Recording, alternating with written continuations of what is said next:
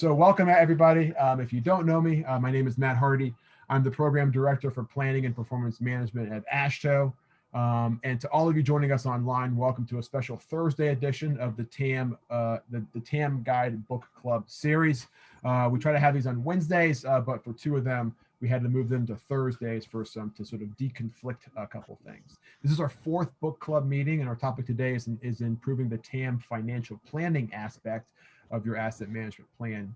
We have many more. We have 4 more upcoming webinars on the calendar. Our next book club meeting, number 5, will be in 2 weeks. So not next week, but the week after, on Thursday, May 27th at 2 p.m. Eastern. And the topic of it is going to be on improving risk management and resiliency, which I think is a very timely topic given some of the focus of the incoming administration. The following webinar will take place. We're going to go back to our Wednesday schedule on June 2nd, and it's going to be, the focus will be on workforce capacity. We're taking as I mentioned, we're taking next week off due to a conflict with the Companion Transportation Performance Management, or TPM, webinar series that I mentioned that Stephanie Pollack is going to be talking about, as well as Roger Millar, Margaret Anderson Kelleher, Sean Wilson, and then Tokes Omashakin from Caltrans. So please, if you can, join us for that free webinar. I think it'll be exciting, and we'll hear a lot of great information about what the incoming Biden, well, not the incoming, but the Biden administration wants to do when it comes to performance management, as well as the great work of some state DOTs and how they're sort of looking ahead when it comes to performance management and performance measures. Again, go to tpm-portal.com and you can register for it. And if you want to register for our regular TAM webinars or catch up on any of the past webinars, again, just visit the TAM portal, TAM-portal.com, and click on TAM webinars under the events in the main menu. So you can register for all the upcoming book club meetings, future TAM webinars, all from that portal. And you'll also find an archive of all the previous webinars that we've done as well. I think this is sort of encompassing webinar number 52. It's an 8-part series, but we've been doing this for a while. I think it's going great. And at the portal, you'll also find the winner of last week's quest, Group 2. Congratulations to Group 2. So if you joined us last week, those are the folks who won. Now I'll make one more plug for the TAM Guide. It's available at tamguide.com, as well as from the AASHTO bookstore. If you're from a state DOT, you should have access to the PDF, what we call the sort of print version of it. The same information, just accessed in a different way. For those that want more of a traditional book type format, you can, if you don't know how to access it through your state DOT, let me know. I can put you in contact with the person that can give you access to it, but you should have access to it. And finally, if you have any questions at all during today's webinar, please use the Zoom meeting chat functionality. We'll be monitoring that and trying to address any questions as best we can. And we hope to have time at the very end of the session, once we go into the breakouts and everything, for some Q&A. So please type them in there. And for now, I'm not going to turn over to my good friend Steve Gay. I'm going to turn over to my friend Tashia Clemons, who is standing in for Steve Gay today, for a welcome on behalf of our co-sponsor, Federal Highway Administration. So Tashia, it's all yours. Thanks, Matt. FHWA is a proud sponsor of the special TAM Guide Book Club and the TAM webinar series in cooperation with AASHTO. Last week, we had some great presentations and discussions on the topic of life cycle planning and management. And I'm excited this week to dive right into today's topic, improving TAM financial planning. As you know, financial planning is a crucial component of asset management and of your asset management plans. This session will help introduce you to the valuable material in the Asset Management TAM Guide that can help you advance your agency's financial planning practice.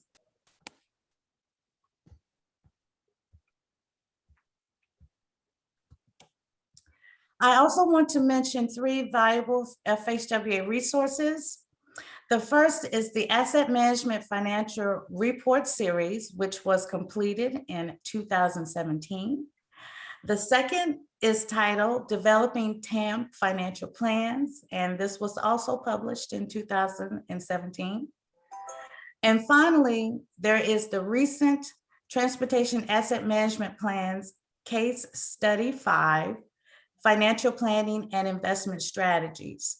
This was just released last year, and we really hope that this will be another great resource for you as well. On our agenda today, we'll hear from two guest speakers who will share their perspectives on financial planning at their agencies. I'm looking forward to hearing from many of you on the line who are using the TAM guide to support strong asset management. We hope that this interactive book club format and the breakout groups will really help all of us joining today to learn from one another, as well as have the opportunity to really dig deeper into the TAM guide. I think you are going to enjoy today's session, and I hope we'll learn a lot this afternoon. And finally, as Matt mentioned, the topic of next week's book club is improving risk management and resiliency. I really hope that you will join us again on Thursday in 2 weeks on May the 27th. And now I'll turn it over to Bill Robert of Spy Pond Partners, who's going to lead us through our agenda and objective for today. So thank you, and Bill, it's on you. Great. Thanks very much, Tashia. We've got a lot to cover today. We'll start by just doing a little introduction to the topic of TAM financial planning. And then we'll get into some use case scenarios from two agencies, Indiana and Minnesota, courtesy of Lewis Feagans and Shannon Foss. And then we'll have a quest for you to participate in. For those that have participated in previous webinars, this will be familiar to you. We'll get back together after the quests and have time for feedback and Q&A. Okay, next slide. But I think first we want to figure out where people are at on their current practice and what their priorities are for TAM financial planning. So I want to have you go to minty.com on your smartphone or on your computer, and you can see the code to enter up above, 62710508. And we'll just have a quick series of questions just to see where we're all at on this topic. First question is, does your agency have a financial plan for all of its assets, either as an element of its TAMP or as a separate document? So I know we got quite a few folks on the webinar. Give people a few minutes to jump onto Minty and put in their answer to this question.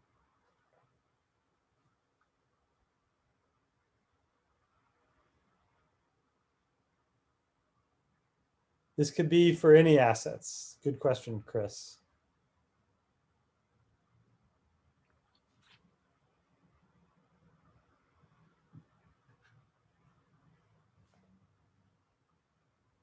Okay, looks like things are stabilizing a little bit. So it looks like 2/3 say that they've got some sort of plan, some sort of financial plan, and about 1/3 no. Okay. Next question is, to the extent you've established a TAM financial plan, either in your TAMP or as a separate document, to what extent is this integrated with other agency financial plans? And you got 3 options. It's not at all integrated, it's partially integrated, or well integrated. So far, nobody wants to cop up to being well integrated. There's a lot of partially integrated and some not integrated. Okay, looks like we're converging on this one. We can go to the next question. Okay, next question is, please indicate the key challenges you perceive in developing a comprehensive and realistic TAM financial plan. And we've got a few options here: data limitations, limits of existing models and systems, uncertainty in future funding, changing or inconsistent asset treatment strategies, or other challenges. And so far, it looks like looks like uncertainty in future funding is winning. If you could say that that's winning. It has the highest number of responses, followed by data limitations in changing or inconsistent treatment strategies. Okay, looks like, yeah, looks like funding is going even higher. Let's stop and move to the next question before it hits out of the park. Okay, and then finally, what benefits might your agency realize from improving its approach to developing TAM financial plans? And this one is a free form entry, and it's the magic of Minty. It makes us all look smart by doing one of these cool word clouds. So efficiency seems to be a theme, transparency, additional funds, prediction, something in yellow that I can't read. So yeah, no, lots of great responses on this one. I love how it just dynamically just keeps rebuilding the word cloud. I could watch this all day. But I guess we should probably move on. So thanks everybody for taking the Minty poll. I think this gives us an idea where we're all at. So I'm just going to say a couple of quick words about the treatment of TAM financial planning in the asset management guide, and then turn things over to the real experts, our speakers from Indiana and Minnesota. So when we talk about TAM financial plan, I think the best definition to use is FHWA's definition from the Code of Federal Regulations. Financial plan in the context of asset management is a long-term plan, 10 years or longer, presenting estimates of financial resources and expenditures, showing how those funds will be used. Okay, next slide. The outputs of the financial planning process are also spelled out now in the regulations, and they include so for a TAM financial plan, the estimated cost of expected future work to implement the TAMP investment strategies by year and work type, estimated funding levels that are available by year, the anticipated funding sources, and then also some information on asset value, the estimated value of an agency's NHS pavement and bridge assets, and the cost to maintain the value of these assets. Okay, next slide. So in the TAM in the TAM guide, financial planning is discussed in the context of the overall resource allocation process. So we have a chapter in the TAM guide on resource allocation. This is the sort of resource allocation framework figure from the TAM guide. And so we spend a lot of time in that chapter just talking about kind of what's the overall process for resource allocation. And it's a little difficult to do it, honestly, because there's a lot of different resources that need to be allocated, not just dollars, but also time and materials and equipment. And resource allocation comes into play in a lot of different places in an agency. But so we just define this generic process of establishing goals and objectives, establishing constraints, setting some sort of target, and then an iterative process of allocating resources, prioritizing, looking at performance, and then kind of iterating, and then finally just setting the allocation. So we discussed that in the guide, and then we do have a section specifically on financial planning. No, next slide, that's fine. And here what we talk about is that the financial plan informs the resource allocation process. Like, you need to know what your financial resources are to allocate resources. And then also the financial plan uses the results of the process. You do, between resource allocation and financial planning, you need integrated approaches and assumptions in certain areas, such as in revenue projections. The asset value that you calculate as part of your financial plan in and of itself can be a useful measure to support decisions. And there's a lot of linkages between resource allocation and other areas like life cycle planning and performance management. So there's, you know, as we see in a lot of places in the asset management guide, there's a lot of crossover between the different sections. Okay. Next slide. And the last thing we do in financial planning I want to mention is that we reference another report on this topic. So NCHRP report 898 is specifically on asset management financial planning. So what we do in the guide is we refer back to that document, and we present a checklist for how to prepare a TAM financial plan that's basically summarizing the materials from that guide. So that's kind of a brief overview of the treatment of this topic in the asset management guide. I encourage everybody to take a look at the guide and read up on this part. And you'll get a chance to walk through this in a few minutes when we do the quests. Okay, so next slide. So now I'd like to introduce today's state DOT speakers. They're really the experts in TAM financial planning. We're really excited to have Louis Feagans from Indiana DOT. He's the managing director of asset management at Indiana DOT. He'll speak about Indiana's experience, and then Shannon Foss will follow Louis. Shannon's from Minnesota DOT. She's the asset management planning director, and she'll talk about Minnesota's TAMP and MNSHIP and how those documents relate. So with that, I'll turn things over to Louis. Thanks, Bill. See if I can pull off showing my screen again. Does that work again? Looks good. Okay, thank you. So as Bill said, I'm Louis Feagans. I'm the Managing Director of Asset Management, and I'm going to walk through pretty fast how NDOT did both TAMP and at the same time working on a gas tax increase. So we got kind of lucky. We were kind of doing both processes at the same time, so we were able to kind of take advantage of doing a financial plan for both needs. So one of the key steps that we came up with is the need to determine the cover of the money. So, we have the state funds, and then, how much federal funds that we get on an annual basis, and trying to make sure that we took that in account, and making sure that we had enough match money and meeting our needs for everything that, NDOT does for the agency and for the state.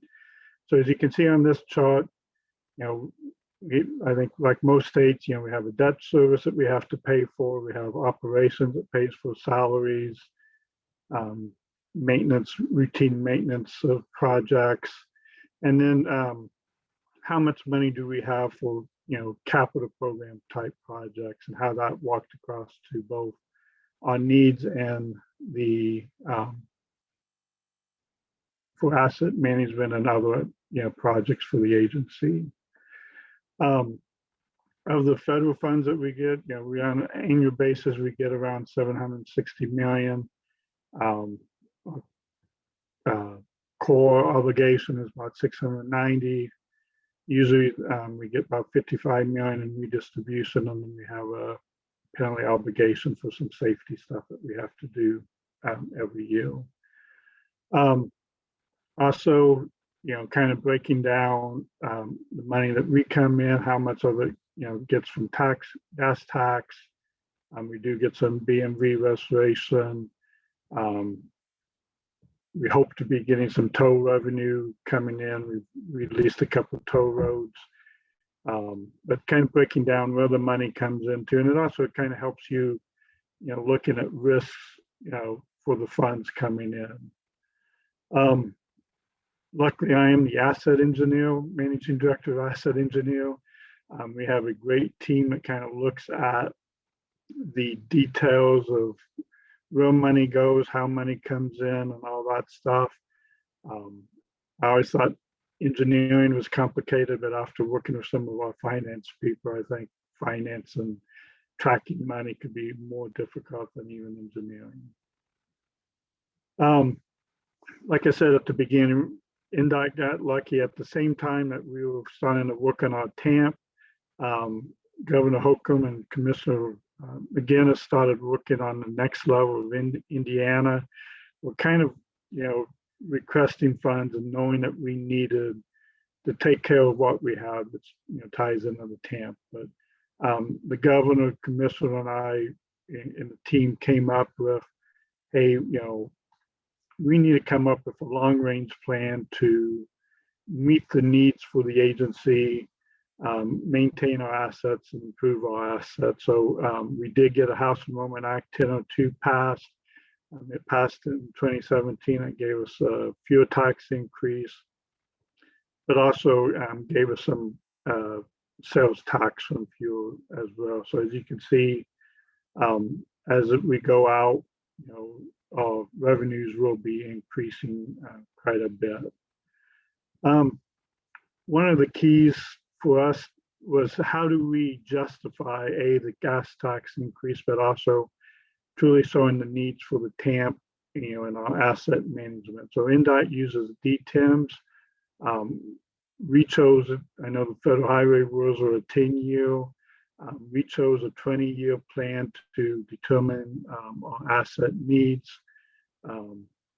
determining both modeling for the projects and then as well as developing a 20-year plan for each asset that we own. We did several more runs to justify and kind of show where we wanted to get to.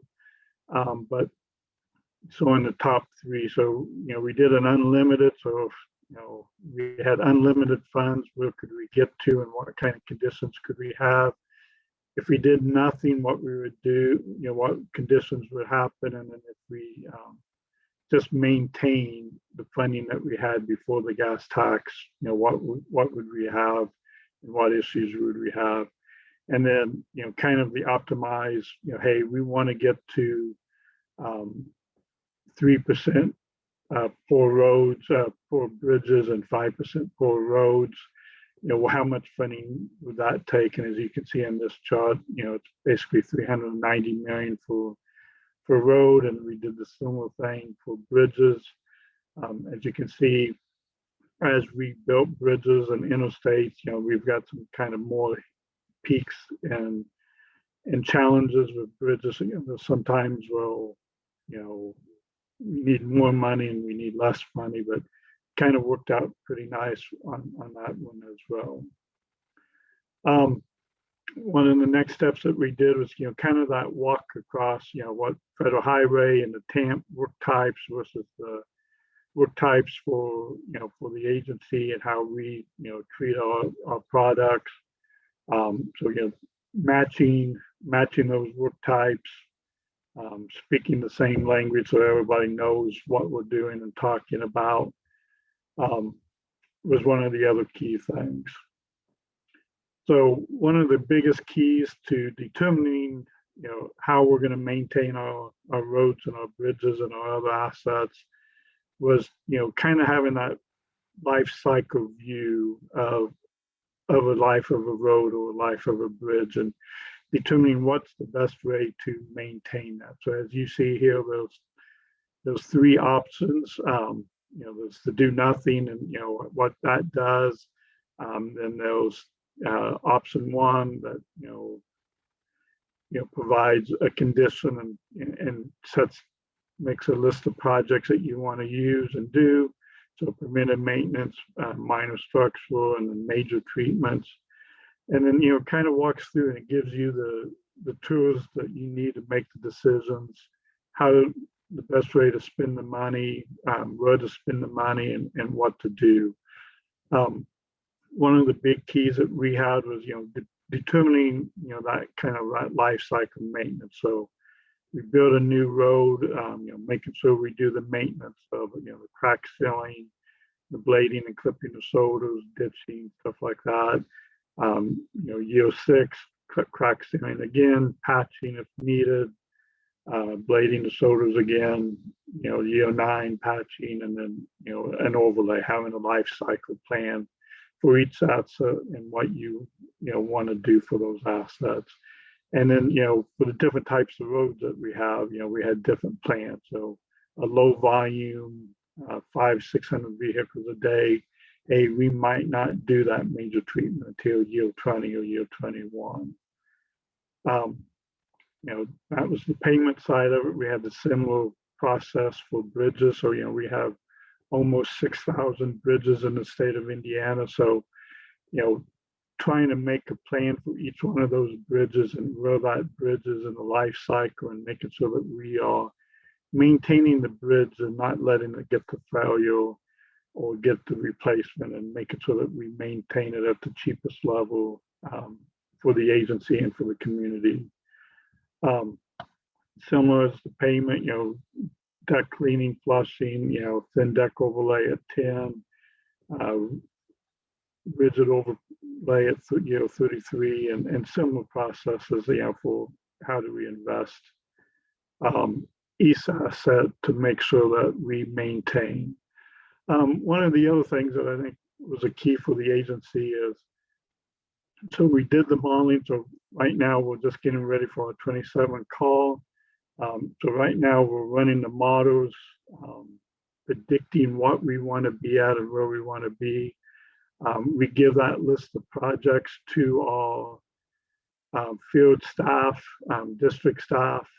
So each district, will have a list of 200 bridges, 40 or 50 road projects that the model is saying, hey, to get to where we want to go and to spend the money the way we want to, these are the projects that should be selected. We give our team that starting, list of projects. Would be similar to this. It's a plus or minus 2 to 3 year window.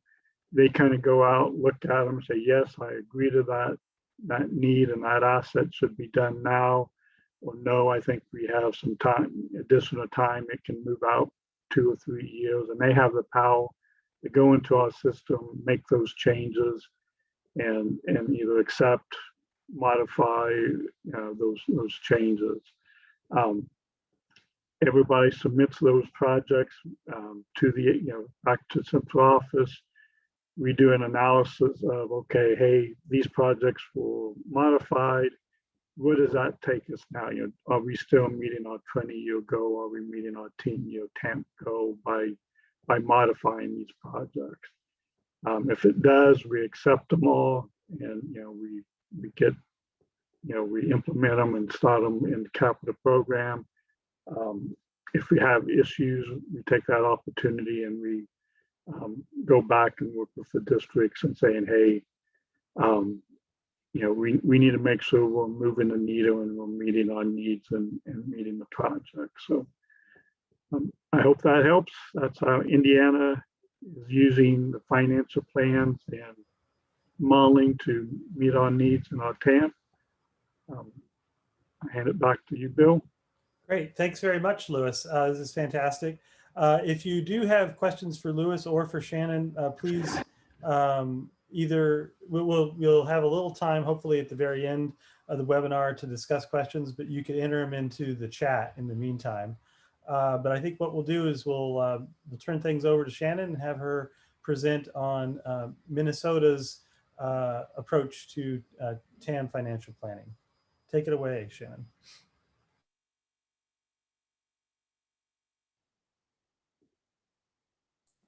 Great, thank you. Hello, everyone. Hi to all of the attendees today. Thank you for having me here to present on the Minnesota Department of Transportation's approach to financial planning. I'm the Asset Management Planning Director for MnDOT and our TAMP project manager. I'm going to focus on what we call Minnesota Go, which in true Minnesota fashion, we call we have a family of plans. All of our statewide plans are considered a family, and they're all related in some way. And for today's purposes, I'm going to focus on MNCHIP. MNCHIP is our state highway investment plan, so it's primarily focused on financial planning. It is required by state legislature, and it's on a 5-year update cycle. And I believe most folks here understand what a TAMP is, and mainly the overlap between these two plans is that financial planning piece. Now our MNCHIP is a performance-based plan that we've been developing for several decades now. So performance-based planning is not new to us. We've been doing it far before the TAMP requirements. And throughout the past, our MNCHIP and our TAMP have been developed on an iterative process, and they've been feeding each other. And this next TAMP due in 2022 is the first time that our development completely aligns with MNCHIP. So we took this as an opportunity to really overlap a lot of our efforts for what is developed alongside the TAMP. A little more information about MNCHIP. It directs capital investment on our state highway network. It is a 20-year plan. Similar to Lewis, we do financial planning out 20 years beyond the 10-year TAMP timeline. it's fiscally constrained and performance based, and it's focused on the network and not specific to individual projects. Part of the update process, we identify what investments are needed, how much we predict for revenue over the next 20 years, and what mix of investments should we prioritize. From then, we figure out our investment direction. What are our strategies for investing over the next 20 years? And when we go through this process, the focus is on 20 years, but we do pull out based on the first 10 years that aligns with the TAMP planning timeline, as well as what we consider the second 10 years beyond that. Similar to Lewis, we also map out our revenue sources, creating a money map so we can understand what is coming from where, what it's used for, and use that to drive our future projections of what we anticipate. Now looking at revenue trends, I'll break it down by state revenue trends. You can see 2022 is our base year for both plans, and then 10 years for TAMP and 20 years for MNCHIP. So what we've been seeing as an interesting trend in the blue here is that state motor fuel tax revenues was once the largest source of revenue, but that as we have more efficient vehicles, this has led to a projected decline, and it's actually now projected to be the third largest revenue source. We also consider bonding and debt services, and we do not include any potential future bonding packages since there's so much uncertainty in what that might look like in the future. And lastly, federal revenue trends. And since no new transportation bill has been passed, MnDOT has held revenue projections flat, assuming the projection of a similar trend moving forward. However, we've set ourselves up as an opportunity to, if we were to get more funding, we would have a plan for how that would be spent. And of course, we also consider impact of inflation on our revenue. What's our purchasing power?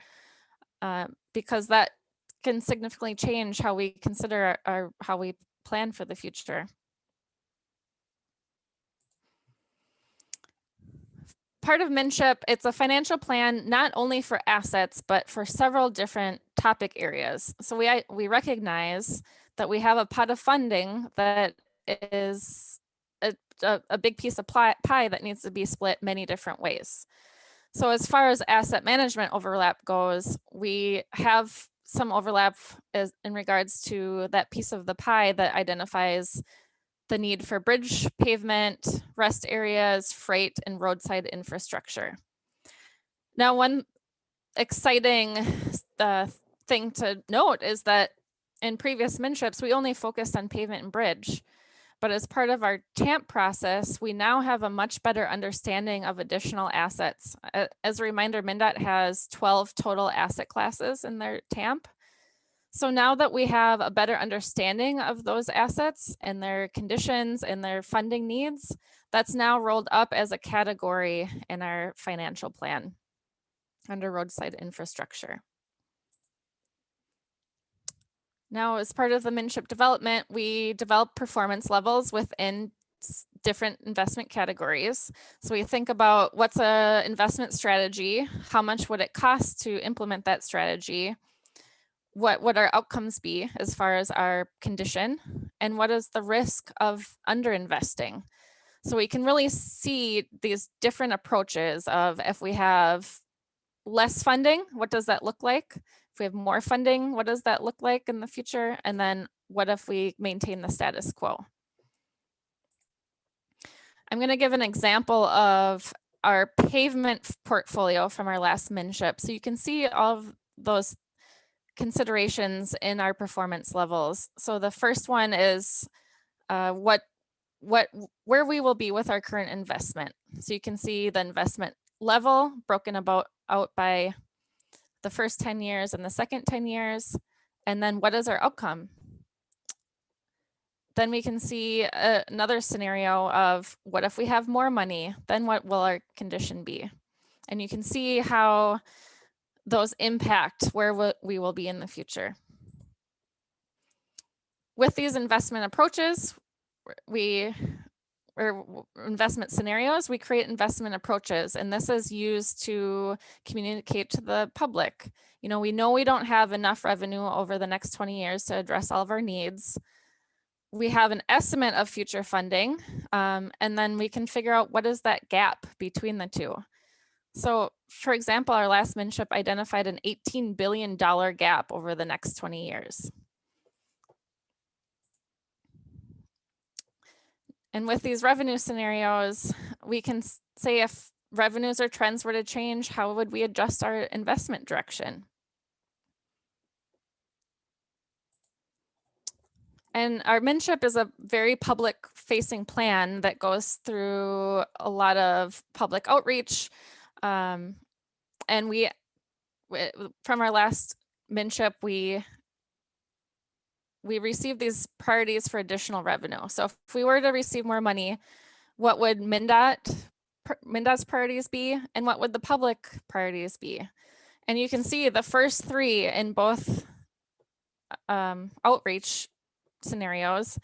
The first three are related to system preservation, asset management. So you can see, as an agency, we're committed to asset management. The public prioritize asset management as our ideal approach. Now, just a brief note that to tie this back into TAMP, we need to know specifically what our need is over the next 10 years for our specific assets. And so we use our pavement and bridge models to predict that using condition deterioration model, performance targets, and cost by work type, similar to the life cycle planning that Louis talked about. And then for our ancillary assets beyond pavement and bridge, we do have an asset management system for those as well. And so we currently have AppTech developing an Excel tool for these ancillary assets that run that life cycle planning scenario that pulls in the same information to get what our 10-year investment needs are. So with that, thank you again for joining. Pass that back to you, Bill.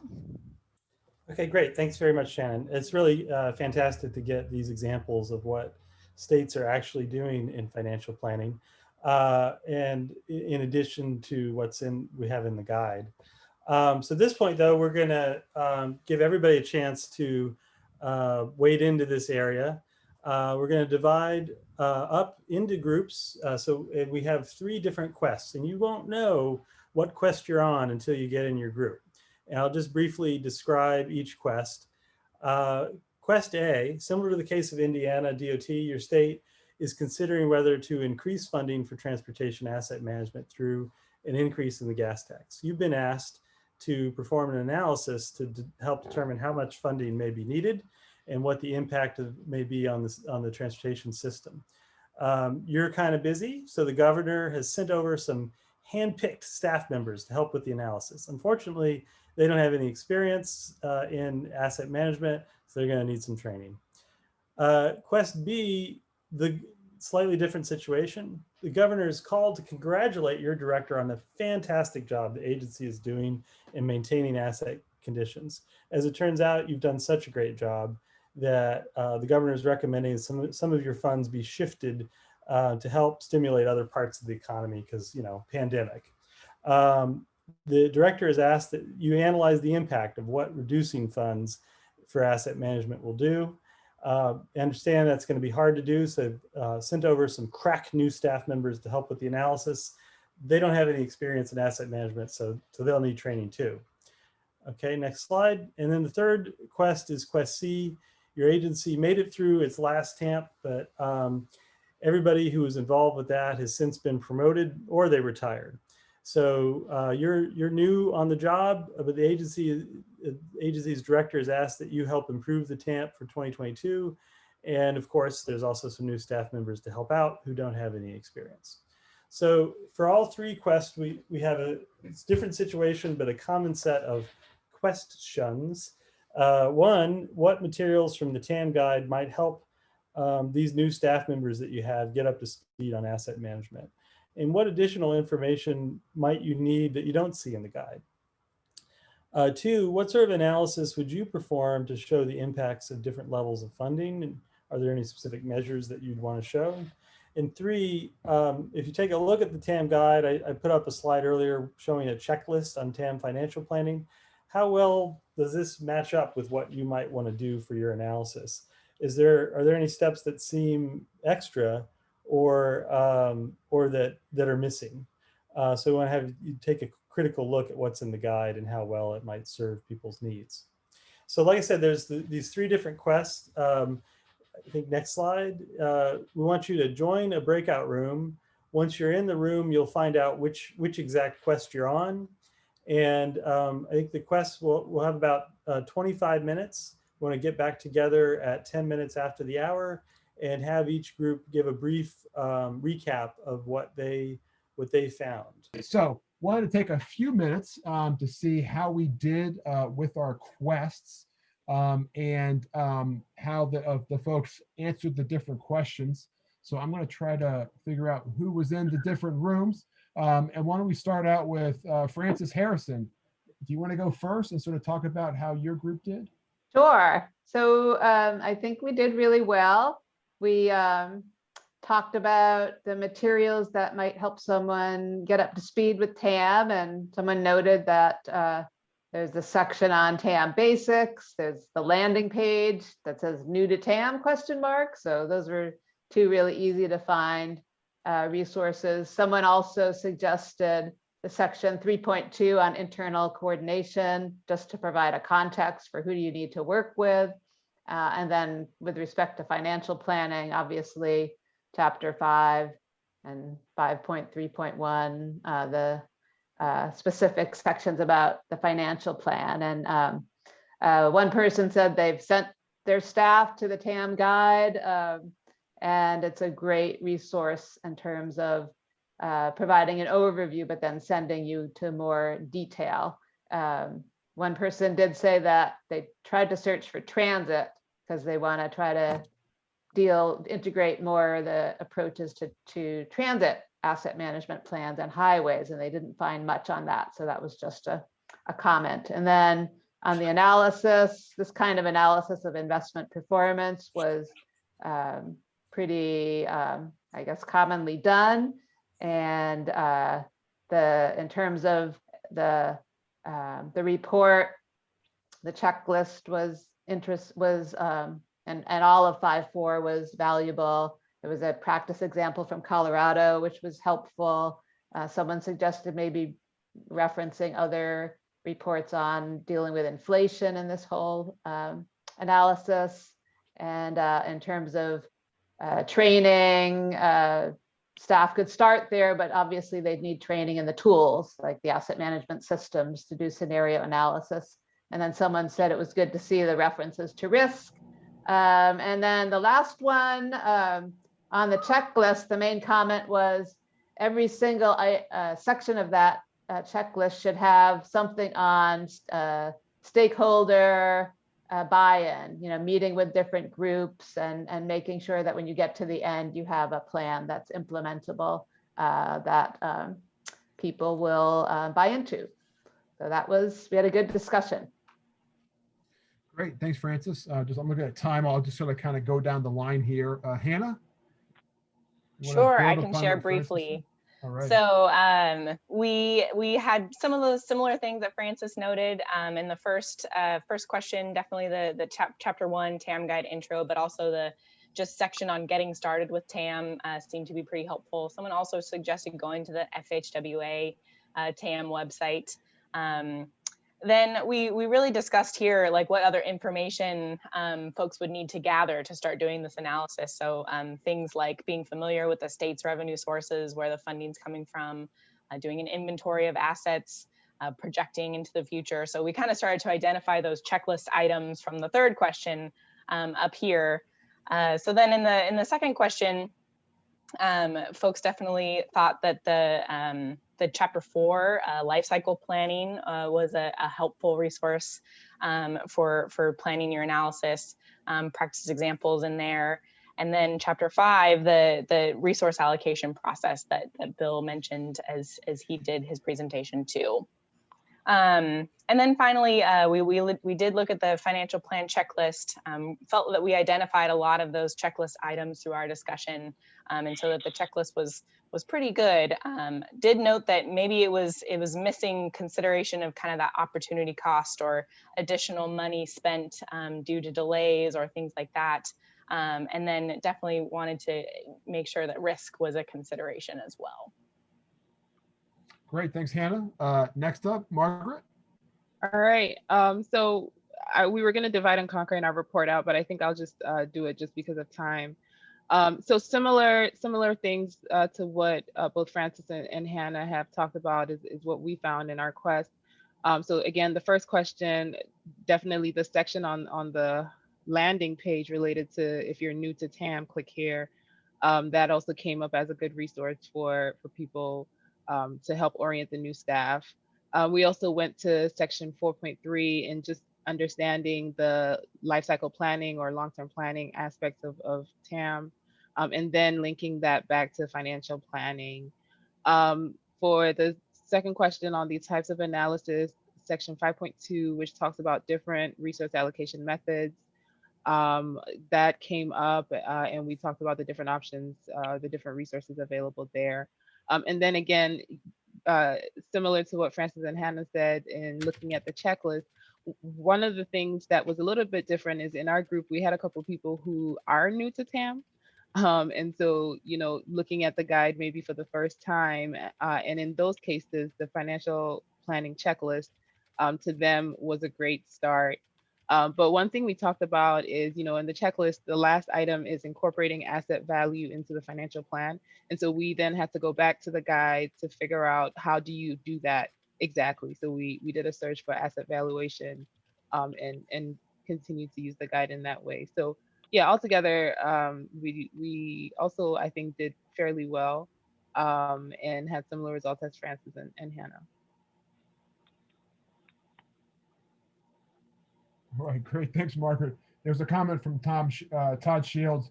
We also discussed how terrifying the situation is where you get a group of executives who admittedly don't know anything about TAM deciding we are doing good enough that they can cut our funding.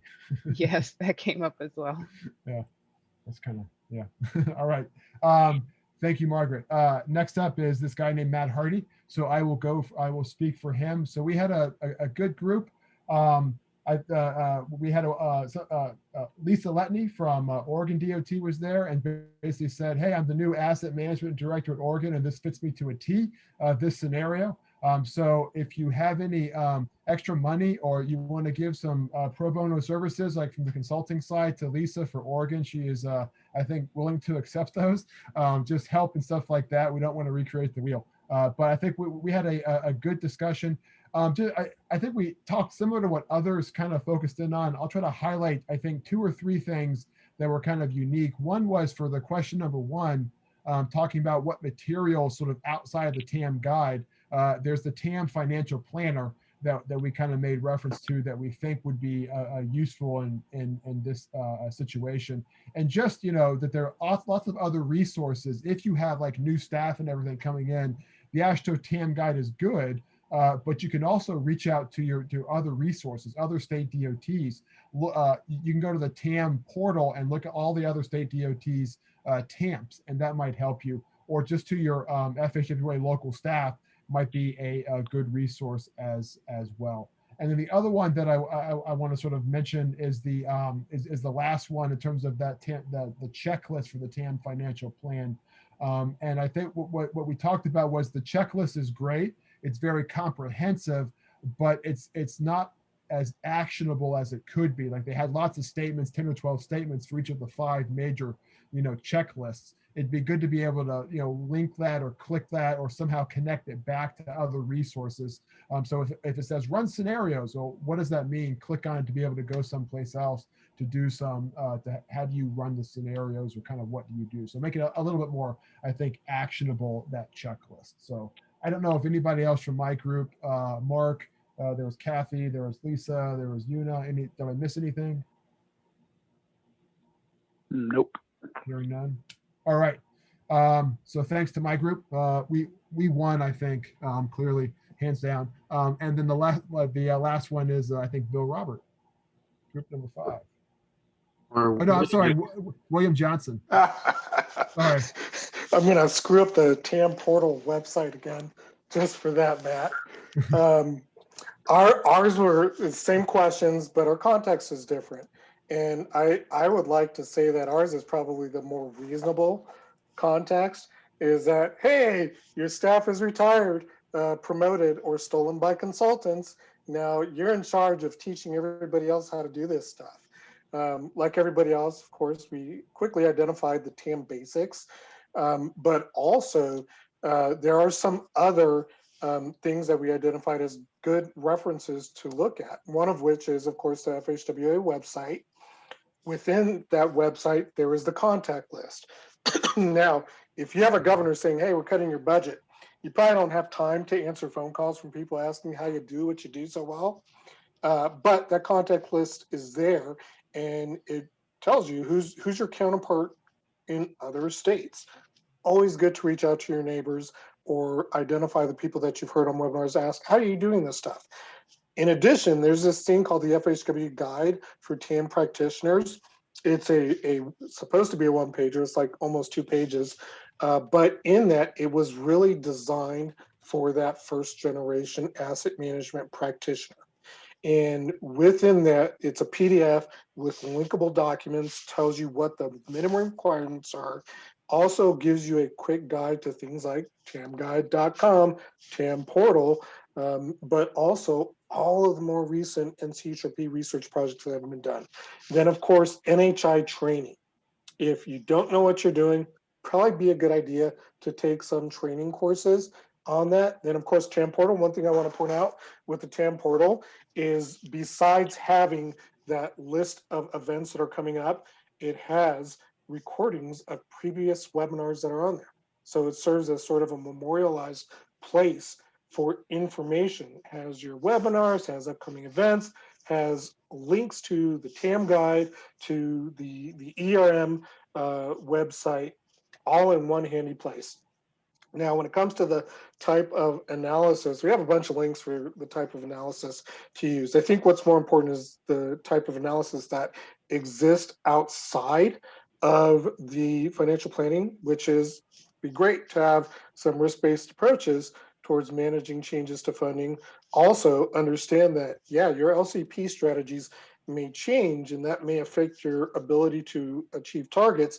And then, hey, if you're going to convey the impacts, the best way to do that, throw your leadership a forecast of your condition, sort of the scorched earth approach. Hey, we're gonna have 0% good, 100% poor if you take away our budget. The answer to number 3, I'm going to focus really on the other things that we felt were missing. There were 2 seasoned asset managers within the discussion there. Public comment would be great to have. Understanding your collaboration with NPOs, that's missing from there. The other performance areas is missing from the checklist. What about those PM1s? What about those PM3s?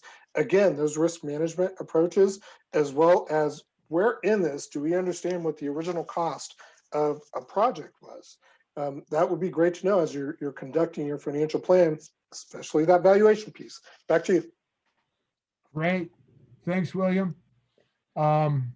So I have a 3:30 meeting talking about research for the Committee on Planning, so I have to run pretty quick. I want to thank everybody for joining us today. I think it was another good discussion. I think that these types of webinars with our breakout groups, it's designed to get you used to the guide and everything, but it's also just designed to sort of help make connections, right, with other people. For the conferences that I do with AASHTO, the subtitle of my conferences is connecting the DOTs, or connecting the dots, a little play on words there. But I think that's part of what this is about connecting those transportation professionals. So hopefully you can join us next 2 weeks from now, on Thursday, May 27th, when we'll continue. We have 5 more of these book club sessions. And don't forget, next Wednesday is our next generation, or what's next for performance management, with Stephanie Pollock, FHWA, acting administrator. You can go to the TPM portal and sign up for that. So with that, I want to thank everybody for joining us today. I want to thank you to Spy Pond Partners for helping with this. Thank you to FHWA for helping to fund